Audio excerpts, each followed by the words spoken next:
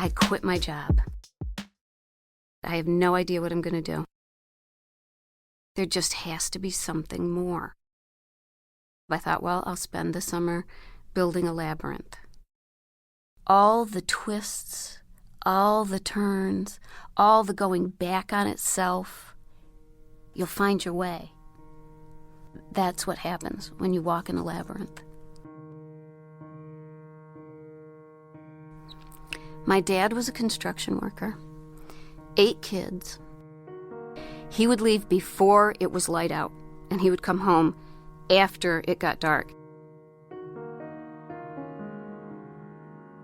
And I could see when he came home that he was exhausted, absolutely filthy, from just working hard. It was summer, and we had just had dinner, and he said, let's go see the job I'm working on. And we drove to Binghamton, New York from Whitney Point. All of us in the back of the truck. And we went and we looked at this huge iron skeleton of a building and thought, wow. And he told us how he walked across beams 18 inches wide. And there was no tying a person off then. You were up there 3, 4, 5 stories. And he would walk across the beams, and a crane would lift a beam, and it would come to him, and he'd couple them, and he riveted them together. And, just hearing him and looking up at the sky and thinking of his shadow up there, and I was just amazed and astonished that he could do that, and that he would do that for me. I thought to myself, I'm so safe.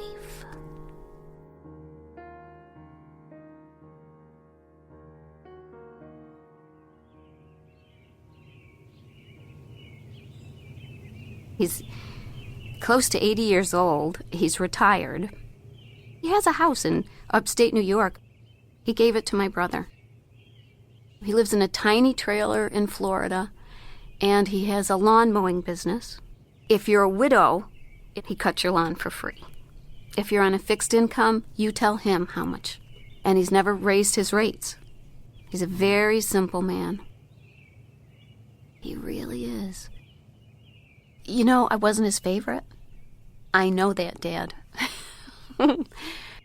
I was more intellectual. I liked books. It looked as if then we didn't have much in common. He doesn't know about it yet, but we are going to pick him up in the summer, and we're going to go back to upstate New York, and we're going to visit with all of his relatives again. And then I'm going to bring him to my house, and that's when we'll show him the labyrinth. I think at first he'll say, well, what the hell is that? And then he'll look at it and say, wow, you built it? That was a lot of work. How did you do that? And he'll be fascinated by that part of it. And then, probably when I'm not looking, he'll walk in it. And, he'll think it's a pretty cool thing.